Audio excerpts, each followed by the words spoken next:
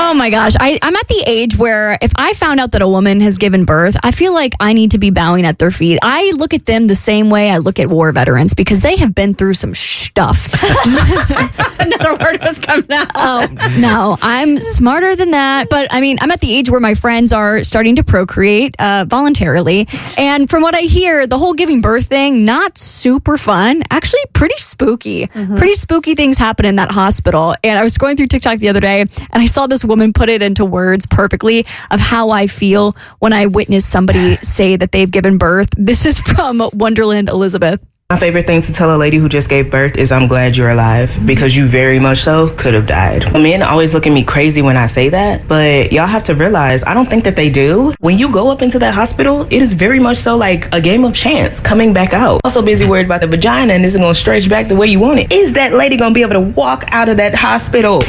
So I might be saying these exact words this weekend because my cousin is expecting her first baby, and I'm a little worried that she is not worried enough because I am a couple of years older than her. She's 26 years old, and she's, I guess, ahead of me in terms of like the whole like marriage and procreating thing. And when I asked her about giving birth, like how she feels about it, she kind of just like shrugged and went, as if I just asked her what she was having for lunch the next day. I'm like, you realize you're going through this pretty like spooky thing in a matter of weeks. It could be this week, it could be next week. You have no idea. And it's not a cakewalk from what I hear. Cassie, grab a mic here because I have a question. I didn't know I was going to ask this when you started the segment. I have never heard a woman describe to another woman what it feels like and what it is going to feel like to deliver a baby. Well, one, you don't just do that voluntarily. Like, you only do that if you are asked. Okay, so let's say I'm a woman. Okay. And I'm a little freaked out, like Abby is. Oh my God. It looks very painful in movies. Tell me what I should expect. Well, I had a C-section, not a vaginal delivery, so I'm going to defer to the vaginal birth person over here, Cassandra. The vag queen. First of all, walk me through it. You don't want to stress out your friend, any pregnant woman. You don't want to go out and be like, you need to freak out. No, there's doctors and nurses. It's their job to freak out. It's your job to push. It's the nurse's job to freak out. Let me tell you, I've seen this, and the nurse pitches 1 through 8.5, and the doctor comes in for the last out. Nurses are like, honestly, the most unsung heroes in this country. From the videos I've seen on the interweb, I think it's actually the man's job to freak out because I've seen so many guys pass out in the delivery room.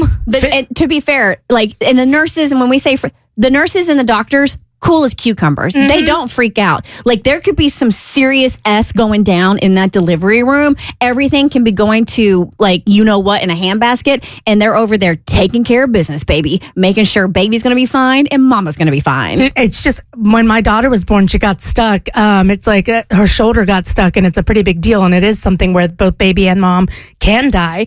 And I just remember, like, hearing the doctor say shoulder, and then it was like, you know that scene in Finding Nemo with the seagulls where they're like, mine? Yeah. All around the room, I just heard shoulder, and like the flurry of activity, people coming in. But I remember my OB got her out, bounced on her knee, passed her off, like not taking her eyes off me, and then just started, I was like bleeding out, so she was stitching me up. But like, just, I remember the level of concentration, and I was in such a daze. But leading up to giving birth, it feels like the worst period cramps of your life. And I think most people hearing that, if you haven't had them, they're just like, oh, it felt like a period. No, I'm talking about the ones where, if you've ever had this, where I've hung myself upside down. You want to crawl out of your skin. There's no way to remove yourself from your body because the pain is so bad. There's no amount of drugs, like if you're at home, that will help this. That's what it feels like. The kind of period cramp that makes you double over and stop and kind of clutch your abdomen and squeeze your muscles to try and do anything to make it stop. That's what it feels like. So, but the thing is, that's survivable and it's doable. And then they have epidurals, which I went and got, but it just feels like that. And then there's this intense pressure, and you can just feel the pressure. And when you're on the table, and they'll tell you this, they say, like, act like you're taking a dump, because it's like the same kind of muscle, which is, my theory is why you get so constipated when you're pregnant, is because your body's trying to get you to work out those muscles. And that's why a lot of women poop on the table. I mean, it's very graphic, but it is what it is. But it's so much pain. But I will tell you, the most pain I had was not from giving birth.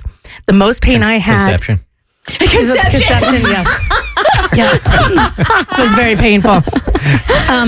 It was after my second child, because you don't really feel it with the first one. They don't tell you that your uterus contracts. You get contractions again as your uterus like shrinks back down to size. And it was the most painful thing I had ever experienced. When the baby is delivered, the second it's all out of you, comes out that badge. Is there a tremendous relief? Like you really, like you can feel the relief in your body? There's an obvious analogy that the only thing that guys have is like, no, it's not like taking a giant dump. No, that is way more. I know that, and that is a satisfying feeling. But I think it was like day 3 for me of like being in labor, and I was just in a daze. I didn't really know what was going on. Okay, here's Maya real quick. Hey, Maya, good morning. Hey, what's going on, guys? How are you? Good, thank you.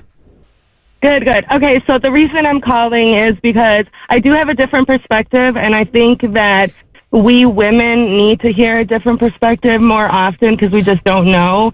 And I know that the normal knowledge is like it's scary and it's a lot. And yes, that is absolutely true. You know, there are definitely high-risk pregnancies. I am a mom of 2, and I home birthed both of my babies. My first one was born 14 hours in a pool. Second one was a free birth. It was just me, my husband, and my son there. And so I think that women just need to hear more of that different perspective and that it does exist. And I'm a really big advocate for home births, and I wish that becomes more and more like the commonplace than it has been. God, it seems like it would be terrifying. The pain would be terrifying. Well, that's the thing. We've been taught to be terrified, you know, through movies, through shows. You know, hospital births, I mean, every single one that I've ever heard of, any woman that has shared her story with me has been traumatic. And that's a lot to say, you know, it is the environment and what happens, and you're on doctor's schedules, and they're not really letting the woman and the baby do what they need to do, right? Like, it's this perfect dance that the baby decides when the baby's ready to be born. And, you know, and then the mom and the baby talk and they make it happen, right? And they've just medicalized it so much that we've lost that, right? Like, it's only been in the last maybe 120 years that hospital births have been the thing.